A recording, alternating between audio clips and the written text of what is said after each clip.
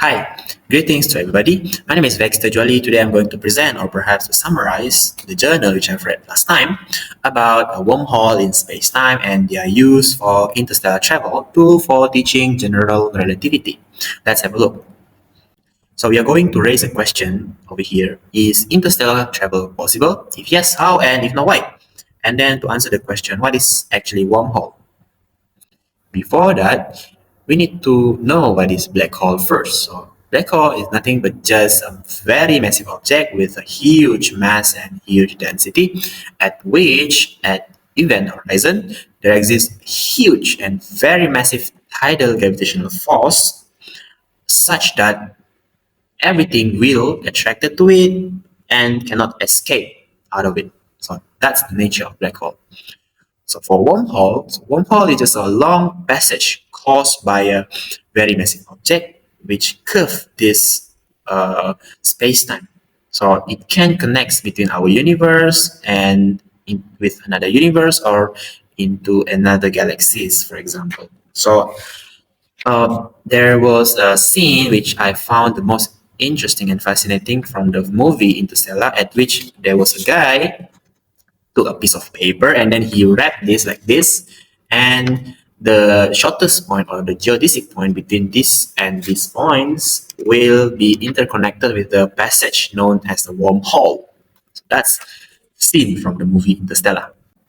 So we have two types of wormhole, which are non-traversable wormhole and traversable wormhole, of which both of them are the solution of Einstein field equation. So for black hole, wormhole, and white hole, hypothetically, is the solution for the Einstein field equation, the exact solution actually. So this is what I've been saying just now. So this is Einstein field equation composed of several tensors, the the Riemann tensors and metric tensors, and also the energy momentum tensors. So for non-traversable and traversable, they have their own metric tensors over here. You can see in this form of matrix.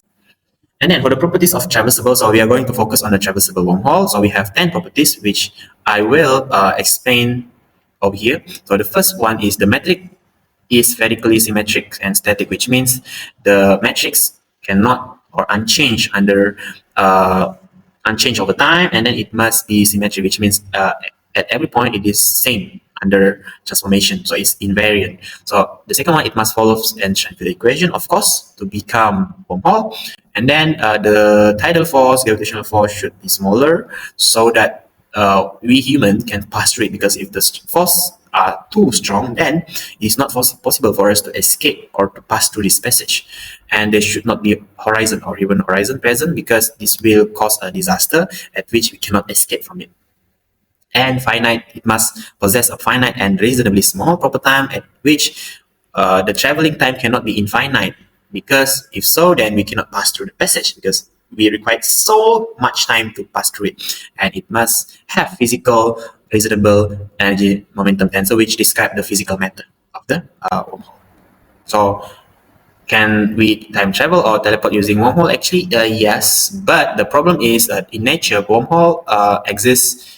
The existence is very dynamic, which means the geometry keep changing over time, and the tidal force, gravitational force is very huge. So we need the existence of exotic matter. So exotic matter, it has negative mass and negative density. So this exotic matter will kind of like balance the strong tidal and gravitational force, which could somehow stabilize the wormhole like that.